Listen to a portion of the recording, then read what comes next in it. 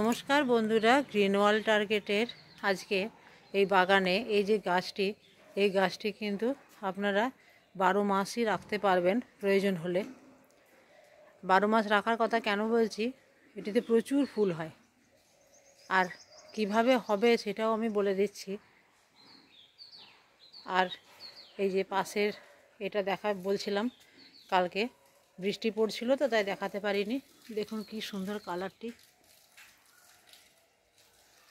আর এখানে সাদা বুগেনভেলিয়া প্রচুর হয়েছিল, কাল বৃষ্টিতে সব ঝরে পড়েছে। এই যে দেখুন, ঝরে পড়েছে।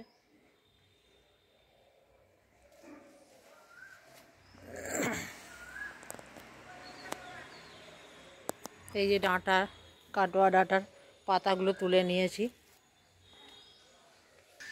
এই লেবু গাছটায় দেখুন, লেবু কিন্তু গত বছর খুবই ছোট ছোট হয়েছিল।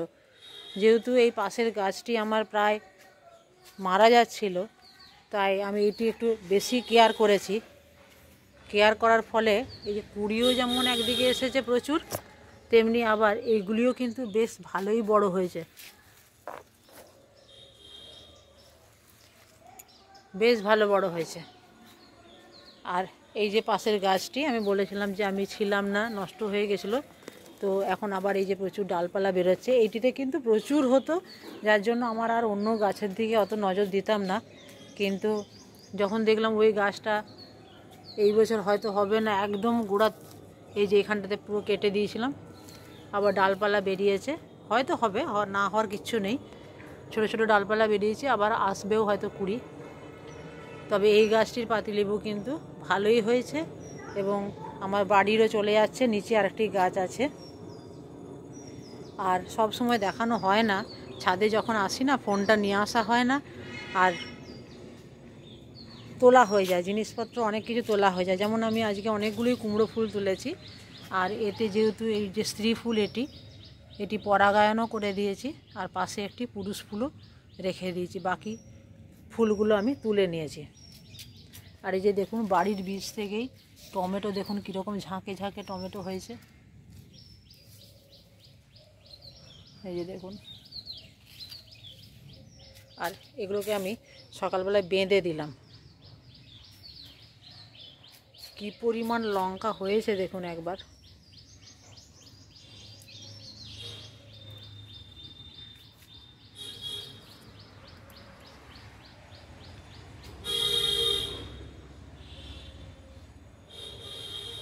দু একটা না তুলে নিলেও নয়।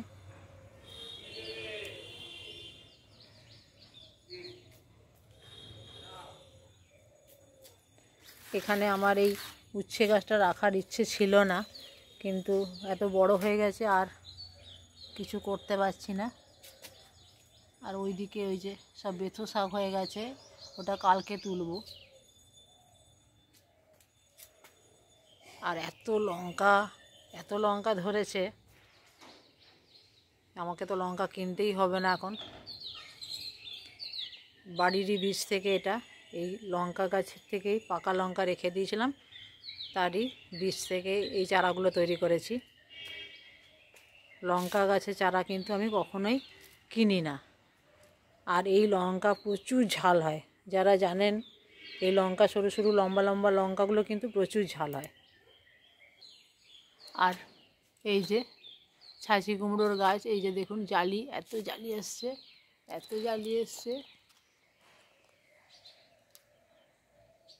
প্রচুর জালি এসছে।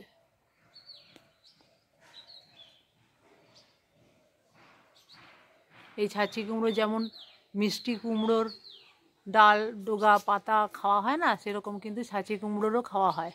এবং সর্ষে পোস্ত দিয়ে অসাধারণ একটা রেসিপি তৈরি করা যায়, অসাধারণ। এত ভালো লাগে খেতে, আমি আগে জানতাম না, পরে ইউটিউব দেখেই যে দেখুন এখানে ছাঁচি কুমড়োর আবার জালি আসছে, পরে ইউটিউব দেখে আমি ওটা শিখেছি। এটি একটি সাদা করবীর গাছ। এর ডাল থেকে কিভাবে বানাবেন চারা, আমার পুরনো ভিডিও আছে, একবার দেখে নেবেন। আর সেটাও যদি সম্ভব না হয় তাও আমি সংক্ষেপে বলে দিই। এই যে ধরুন ডাল, এটা ছোট ডাল তো একটি, এই ডালটি এখানে কেটে নেবেন, কেটে জলের মধ্যে দিয়ে রাখবেন। দিন 15 রাখলেই দেখবেন যে সেখান থেকে শেকড় বেরিয়ে গেছে। সাদা করবি বাড়িতে রাখা খুবই ভালো। সাদা করবি, যে কোনো করবির চারা এভাবে তৈরি করা যায়। আর আমি এটা রাস্তার ধার থেকে ডাল কেটে নিয়ে এসে ওইভাবে জলে রেখেছিলাম, তারপর এই গাছটি হয়েছে এবং এটিতে প্রচুর প্রচুর এবারে এই গরমের সময় সাদা ফুলটা ফুটবে। আর এই দেখুন উচ্ছে, এখানে এই উচ্ছেগুলো আজকে তুলব না, কালকে অনেকগুলো তুলেছি আমি, আর একটু বড় হোক। এই যে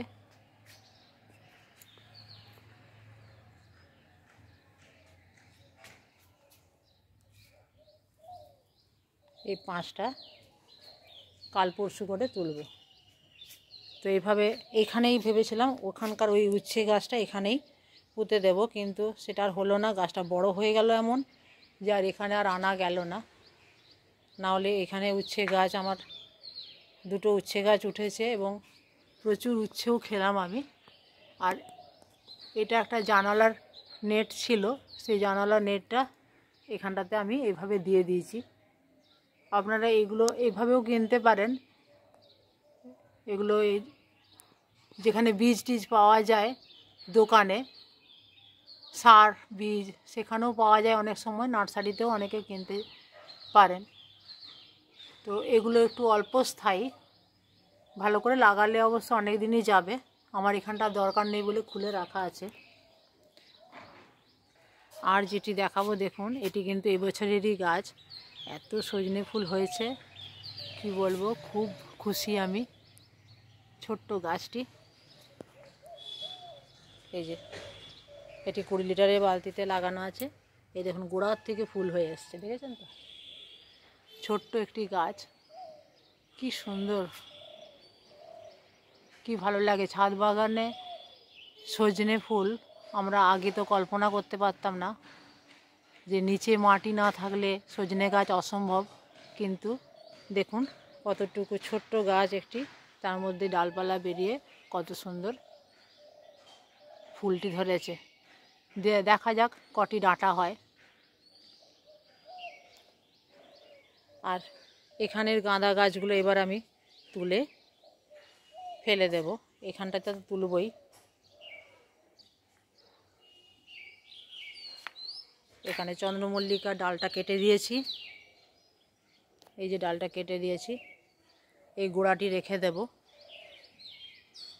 আরও ডালপালা বৃষ্টি পড়লে আরও বেরোবে, সেগুলো আবার কেটে কেটে কেটে কেটে রাখবো। আর একটু ছাদ বাগানের ড্রাগনগুলো এই সময় একটু দেখিয়ে দিই। এরপরে এই মার্চ মাস থেকে ড্রাগনের